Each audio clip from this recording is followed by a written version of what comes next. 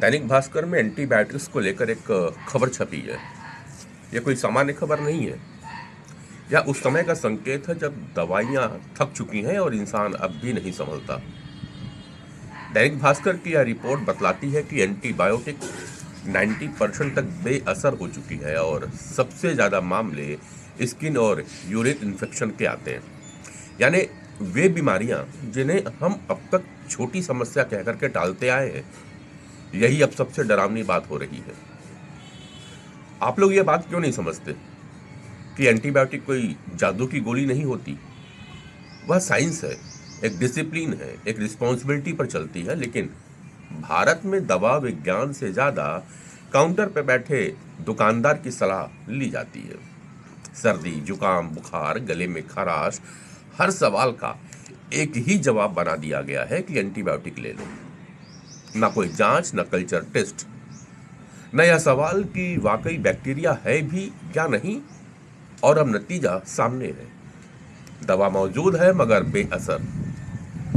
90% बेअसर दवा का मतलब समझते हैं आप क्या होता है? इसका मतलब यह नहीं है कि दवा खराब है। इसका मतलब यह है कि बैक्टीरिया हमसे ज़्यादा तेज हो गया है, हमसे ज़्यादा स्मार्ट हो गया है, हमसे ज़्यादा सीख रहा है। हमने एंटीबायोटिक को जरूरत से ज़्यादा ले लिया है, गलत मात्रा में ले लिया है और अधूरा कोर्स लेकर के उसे छोड़ दिया है। हमने बीमारी को ठीक नहीं किया, दरअसल हमने बैक्टीरिया को ट्रेन कर दिया है। अब वह दवा को पहचानता है और उस पर हंसता भी है। और सबसे ज़्यादा खतरे में जो लोग आए हैं वो हैं बच्चे, बुजुर्ग, प्रेग्नेंट महिलाएं और कमज़ोर इम्यूनिटी वाले लोग। जो संक्रमण पहले 3 से 5 दिन में ठीक हो जाया करता था, अब वही संक्रमण आईसीयू तक पहुंचने लगा है।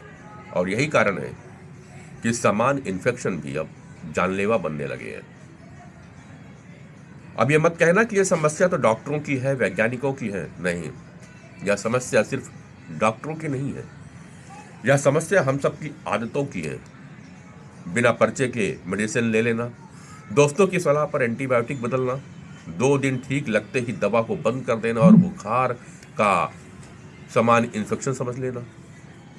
दरअसल हमने दवा को सुविधा बना दिया है और अब वही सुविधा हमें बीमार कर रही है।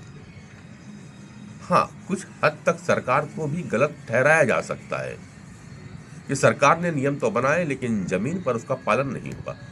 ड्रग कंट्रोल कमजोर रहा, pharmacy over the counter antibiotic देती रही, अस्पतालों में भी कल्चर टेस्ट की जगह सेफ साइट पर दवा चलती रही। और अब जब दवा काम नहीं कर रही तो सवाल उठने लगे हैं, क्या हम उस दौर के जीने के लिए तैयार हैं जहां छोटी बीमारियां भी बड़ी सजा बन जाएंगी? अब समय है, लेकिन बहुत कम, क्योंकि एंटीबायोटिक रेजिस्टेंस कोई भविष्य का खतरा नहीं है।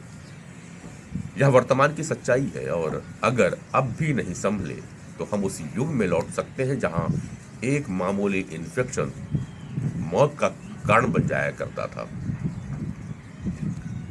अब भी आदत सुधार लीजिए, वरना अगली पीढ़ी के पास दवाओं की अलमारी तो होगी लेकिन भरोसे की कोई गोली नहीं होगी। यह चेतावनी है, इसे खबर मत समझिएगा।